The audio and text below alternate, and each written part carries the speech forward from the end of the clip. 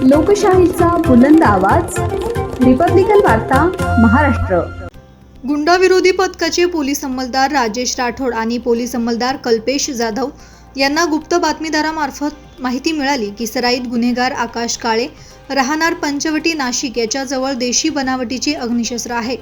सदरची माहिती गुंडाविरोधी पथकाचे प्रभारी अधिकारी सहाय्यक पोलीस निरीक्षक ज्ञानेश्वर मोहिते यांना देऊन त्यांच्यासह पोलीस अंमलदार मलंग गुंजाळ, विजय सूर्यवंशी, सुनील आडके, प्रदीप ठाकरे, अक्षय गांगुडे, गणेश भागवत, राजेश राठोड, कल्पेश जाधव, सुनीता कवडे अशांनी त्रिकोणी बंगला, अयोध्या नगरी, पंचवटी नाशिक या परिसरात जाऊन सापळा लावला असता सकाळ दरम्यान संशयित इसम आकाश चंद्रकांत काळे वय वर्ष 28 राहणार flat number 301 Akshara avenue Hirawadi त्रिकोणी बंगल्याजवळ पाण्याच्या टाकीसमोर पंचवटी नाशिक यास वदरवेत दूध डेअरीजवळ त्रिकोणी बंगला अयोध्या नगरी पंचवटी नाशिक येथून शिताफीने ताब्यात घेतले असता त्याच्याकडे एक देशी बनावटीचे पिस्तूल, एक काडतूस असा एकूण 30,000 रुपये किमतीचा मुद्देमाल मिळून आला।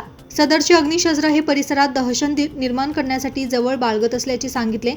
सदरचे एक देशी बनावटीचे पिस्तूल आणि एक काडतूस हस्तगत करण्यात आले असून सदर इस्मावर भारतीय हत्यार कायद्याप्रमाणे पोलीस आयुक्त यांचे विनापरवाना अग्निशस्त्र बाळगण्याचे मनाई आदेशाचे उल्लंघन केले म्हणून पुढील कारवाईसाठी पंचवटी पोलीस ठाण्याच्या ताब्यात देऊन गुन्हा नोंद केला आहे।